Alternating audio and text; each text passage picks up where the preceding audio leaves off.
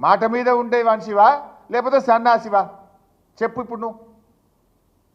ఇప్పుడు చెప్పు, ఎవరు సన్నాసో ఎవరు రాజీనామా చేయాలనో నేను అడుగుతా ఉన్నా. ఏమంటాడు ఈ సన్నాసి ఏడ దాక్కున్నాడు అంటుండు. నేనట ఏడ దాక్కున్నానట. ఇవాళ స్పీచ్లో మాట్లాడుతుండు గాంధీ భవన్లో. రాజీనామా చేస్తా అన్న సన్నాసి ఏడ దాక్కున్నాడు అన్నాడు. ఏడ దాక్కున్నా? నీ గుండెల్లో దాక్కున్నా, నీ గుండెల్లో నిద్రపోతున్నా. నిన్ను నిద్ర పట్టనీయకుండా అనుక్షణం రుణమాఫీ గురించి గుర్తు చేస్తూ నీ మెడలు వంచి ఇలా సగం రుణమాఫీ చేయించిన రేవంత్ రెడ్డి మిగతా సగం రుణమాఫీ చేసేదాకా కూడా నీ వెంట పడుతూనే ఉంటా. యాడుంటా? నీ గుండెలో నిద్రపోతా.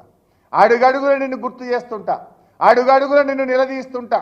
రాష్ట్రంలో 42 లక్షల మందికి రుణమాఫీ జరిగేదాకా నీ గుండెల్లో నిద్రపోతా. ఏడ వండుకున్నావు అంటున్నావు? ఏడ వండుకున్నా? రోజు నీ వెంటనే పడుతున్నా. యాడిసి పెట్టండి నిన్ను. యాదాద్రి దేవుని దగ్గరికి పోయి కూడా నేను ఎక్స్పోజ్ చేసిన. ఇంకా మాట్లాడండి, 4th సిటీ గురించి మాట్లాడుతుండ్రు. 4th సిటీ అసలు 4th సిటీ ఎక్కడదే? దాని గురించి చెప్పు జర, జాగెక్కడదో. ఫార్మా సిటీ కోసం ఈ దేశంలోనే ఫార్మా హబ్గా ఇవాళ తెలంగాణ రాష్ట్రం ఉంది. ప్రపంచమే మన దిక్కు చూస్తుంది. ఇంకా మనకు దగ్గర ఉద్యోగాలు రావాలి, పెట్టుబడులు రావాలి, ఈ రాష్ట్రం ప్రపంచంలో నంబర్ 1 కావాలని ఆనాడు కేసీఆర్ గారు, కేటీఆర్ గారు 1500 కోట్లు ఖర్చు పెట్టి 12,000 ఎకరాల భూమిని ఫార్మా సిటీ కోసం సేకరించారు. దాన్ని ఫార్మా ఇండస్ట్రీకి ఇవ్వకుండా నువ్వేదో దానికి 4th సిటీ పేరు పెట్టి రియల్ ఎస్టేట్ వ్యాపారం చేసే ప్రయత్నం చేస్తున్నావు. అది కాక నీ దగ్గర ఎక్కడిదో చెప్పు, ఎక్కడిది 4th సిటీ? ఊదరగొడుతున్నావు. అంతా ఏదో నేనే చేసిన ఈ 4th సిటీ అంతా ఏదో నా క్రియేషన్ అని మాట్లాడుతున్నావు. వెనకటికటి ఎవడో వంటంతా వండి పెట్టినాక వడ్డించడానికి వచ్చిండట. వడ్డించడానికి చేసి అంత నేనే చేసిన అన్నాడట.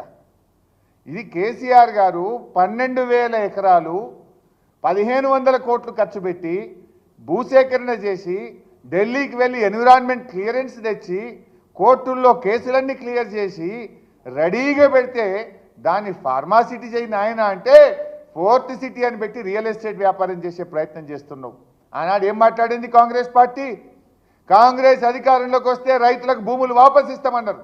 ఈ వాపసి మరి అయితే ఫార్మాసిటీ పెట్టు, లేదంటే రైతులకు భూములు వాపసి.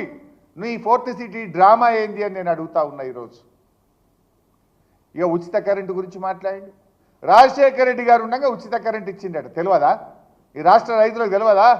ఉచిత కరెంటు కాస్త ఉత్త కరెంటు అయింది. అది దొంగ రాత్రి 7 గంటలని చెప్పి 4-5 గంటల కరెంటు ఇవ్వలే. కాలిపోయే మోటార్లు, పేలిపోయే ట్రాన్స్ఫార్మర్లు. అది ఉత్త కరెంటు. నిజమైన ఉచిత కరెంటు ఇచ్చింది కేసీఆర్.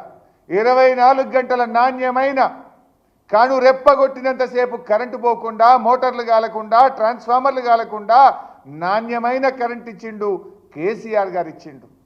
ఆనాడు వైఎస్ ఇచ్చింది ఉత్త కరెంట్ అని రాష్ట్రంలో ఏ రైతును అడిగినా చెప్తాడు. అన్నీ పగటి కలడినాయి.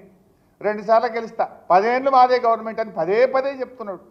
కాంగ్రెస్కి అంత సీన్ లేదు. రాజస్థాన్లో కాంగ్రెస్ పార్టీని ప్రజలు గెలిపిస్తే 5 ఏళ్ల తర్వాత బంగారు పల్లెంలో పెట్టి ప్రతిపక్షానికి ఇచ్చేసిండ్రు, బీజేపీని గెలిపించిండ్రు. ఛత్తీస్గఢ్లో కాంగ్రెస్ పార్టీని గెలిపిస్తే 5 ఏళ్లకే ప్రజలకు ముక్కులకు వచ్చింది, ఆడ బీజేపీ గవర్నమెంట్ వచ్చింది. నాయన నువ్వు ఈ 5 ఏళ్ళు ఉంటేనే ఎక్కువ. ఇప్పటికే ప్రజలు బాధపడుతున్నారు. కాకపోతే నువ్వు బై డిఫాల్ట్ గెలిచినావు, నీ అదృష్టం బాగుంది, 5 ఏళ్ళు ఉంటావు. కానీ 5 ఏళ్ళు మంచిగా పనిచేయి. ఊరికే తిట్ల దండకాలు బంద్ చేసి ప్రజల కోసం పనిచేయి. నీకున్న అవకాశాలని జాగ్రత్తగా వినియోగించు. ఏదైనా కొద్దిగానే ఏమైనా మంచి పేరు వస్తుంది. రెండోసారి గెలుస్తా అంటే కాంగ్రెస్కి అంత సీన్ లేదు. రాజస్థాన్లో ఒక్కసారికే పోయింది, ఛత్తీస్గఢ్లో ఒక్కసారికే పోయింది. యాడైనా కాంగ్రెస్ పార్టీ ఒక్కసారికే పోతుంది. ఇక ఎంత పచ్చి అబద్ధాలంటే మేము టీచర్ల ట్రాన్స్ఫర్ చేసినామని ఇలా చెప్తున్నాడు గాంధీ భవన్లో. 18 ఏళ్ల కింద అయిందట టీచర్ ట్రాన్స్ఫర్లు. 18 ఏళ్ళలో టీచర్ ట్రాన్స్ఫరే కాలేదట. ఇక రేవంత్ రెడ్డి వచ్చి 18 ఏళ్ల తర్వాత ఇప్పుడే ట్రాన్స్ఫర్లు చేసినా అని మాట్లాడుతుండు. అబద్ధాలు ఆడడానికి సిగ్గుండాలి. 2018లో కేసీఆర్ గారు ప్రభుత్వం ఈ రాష్ట్రంలో ఉపాధ్యాయుల బదిలీలు చేసింది నిజం కాదా రేవంత్ రెడ్డి అని నేను అడుగుతా ఉన్నా. 2018లో general transfers for teachers KCR garu ప్రభుత్వం చేసింది. నీకెవడో ఆ స్క్రిప్ట్ రైటర్ చక్కగా లేడు. ఆ ముఖ్యమంత్రి పదవి ఇజ్జత్ నువ్వే తీసుకుంటున్నావు. ఇట్లా అబద్ధాలు ఆడితే టీచర్లు ఏమనుకుంటారు? టీవీలో చూసిన టీచర్లు ఏమనుకోవాలి? 18 ఏళ్ల కింద ట్రాన్స్ఫర్ అయింది, ఇప్పుడు నేనే చేసిన అంటే